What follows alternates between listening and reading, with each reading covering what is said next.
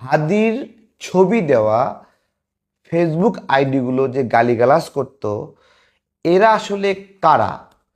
এরা যে জামাত শিবির সেটা কিন্তু আমরা আগে থেকে জানতাম, কিন্তু আপনারা কি জানতেন যে এরা জামাত শিবির? এর একটা প্রমাণ দেই।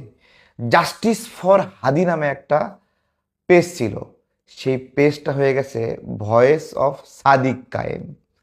চিন্তা করেন, আমি অনেকবার খেয়াল করেছি যখন হাদি মারা গেল তখন হাদির ছবি দিয়ে ব্যাপকভাবে গালিগালাজ করার জন্য পুরা বট বাহিনীকে ব্যবহার করলো, এবং একই ছবি একই অ্যাঙ্গেল থেকে ছবি দিয়ে এটা করা শুরু করলো। এর পরবর্তীতে যখন খোমেনি সাহেব মারা গেল তখন এই জামাত শিবির চক্র তখন খোমেনি সাহেবের ছবি দিয়ে তারা রাজনৈতিক কার্যক্রম করলো, এবং বেসিক্যালি যত গালিগালাজ নাখাস্তা ভাষা আছে তারা এটা করলো।